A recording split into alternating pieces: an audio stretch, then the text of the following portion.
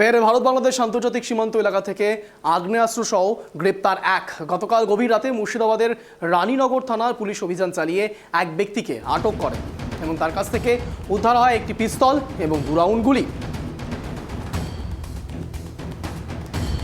আগ্নেয়াস্ত্র সহ গ্রেপ্তার এক, তার কাছ থেকে একটি উদ্ধার হয় পিস্তল এবং 2 রাউন্ড গুলি। ধৃত ওই ব্যক্তিকে গ্রেপ্তার করে পুলিশ। ধৃত ওই ব্যক্তির নাম মিনশারুল শেখ, বয়স 45। তারপরে ওই ব্যক্তিকে আজ 7 দিনের পুলিশি হেফাজতের আবেদন জানিয়ে জেলা আদালতে পাঠায় রানীনগর থানার পুলিশ।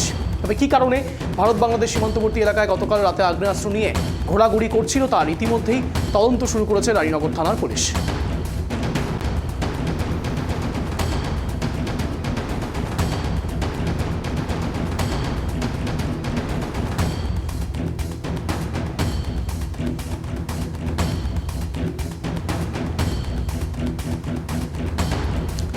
যে বড় খবরের দিকে নজর রয়েছে, সীমান্ত এলাকা থেকে গ্রেপ্তার এক।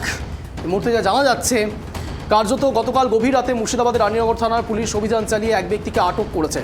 জানা যাচ্ছে ভারত বাংলাদেশ আন্তর্জাতিক সীমান্ত এলাকা থেকে আগ্নেয়াস্ত্র সহ গ্রেপ্তার হয়েছে একজন। গতকাল গভীর রাতে মুর্শিদাবাদের রানীনগর থানার পুলিশ অভিযান চালিয়ে এক ব্যক্তিকে আটক করে এবং তার কাছ থেকে উদ্ধার হয় একটি পিস্তল এবং ওই 2 রাউন্ড গুলি। ধৃত ওই ব্যক্তিকে গ্রেপ্তার করেছে পুলিশ। ধৃত ওই ব্যক্তির নাম মিনশারুল শেখ, বয়স 45। তারপরে ওই ব্যক্তিকে আজ 7 দিনে পুলিশি হেফাজতে আবেদন জানিয়ে জেলা আদালতে পাঠায় রানীনগর থানার পুলিশ। তবে কী কারণে ভারত বাংলাদেশ সীমান্তবর্তী এলাকায় গতকাল রাতে আগ্নেয়াস্ত্র নিয়ে ঘোরাঘুরি করছিল তা ইতিমধ্যে তদন্ত শুরু করেছে রানীনগর থানার পুলিশ। এ বিষয়ে বিস্তারিত কথা বলবো। এই মুহূর্তে রয়েছে আমাদের সঙ্গে আমাদের প্রতিনিধি ফোন কলে সাগর মণ্ডল। সাগর, আমাদের কাছে এখনো পর্যন্ত যা যা আপডেট রয়েছে, আগ্নেয়াস্ত্র সহ একজন ব্যক্তি ঘোরাঘুরি করছিল, তার নাম মিনশারুল শেখ, বয়স 45।